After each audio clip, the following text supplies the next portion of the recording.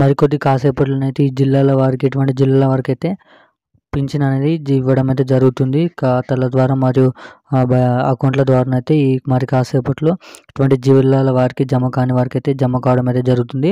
ఇదైతే పాత పింఛన్ల గురించి అయితే నేనైతే ఈ వీడియోలో అయితే చెప్తున్నాను.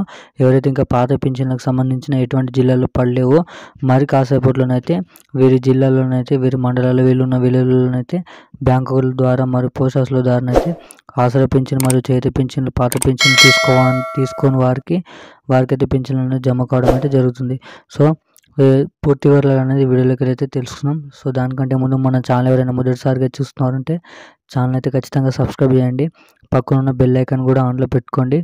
మరి ఈ వీడియోని అనేది మీ బంధుమిత్రులకి అయితే షేర్ చేసి వీడియోకి ఒక లైక్ అయితే చేసుకోండి. సో అప్పుడే మరి లేటెస్ట్ అప్డేట్స్ అనేది అందరికంటే ముందుగానైతే తెలుసుకోవడానికి అయితే ఛాన్స్ ఉంటుంది. సో ఏమాత్రం లేట్ చేయకుండా వీడియోలోకి అయితే వెళ్ళిపోదాం. సో తెలంగాణ రాష్ట్ర వ్యాప్తంగా గత వారం 15 రోజులుగా ఇస్తున్న ఆసరా మరియు చేతి పింఛన్కి సంబంధించిన మరియు రైతు బంధుకు సంబంధించిన పండుగ పూట వేళనైతే ఆగిపోవడం అయితే జరిగింది. సో దీనికి సంబంధించిన పండుగ పూటలో మనకైతే రైతు బంధు అనేది ఇంకనైతే పడడం లేదు.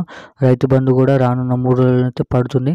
మరియు ఆసరా చేతి పింఛన్లు గత వారం రోజులు ఇస్తున్నట్టయితే ఎవరికైతే ఇంకనైతే ఆసరా పింఛన్లు పాత పింఛన్లు 4,000 మరియు 2016 ఎవరికైతే పడలేవో వారికి కూడా ఎవరైతే ఇంకనైతే తీసుకోలేదో వారికి కూడా రానున్న గంటలలోనైతే కొన్ని గంటలలోనైతే వారి ఖాతాలోనైతే పడడానికి అయితే అవకాశం అయితే ఉందని అయితే చెప్పవచ్చు.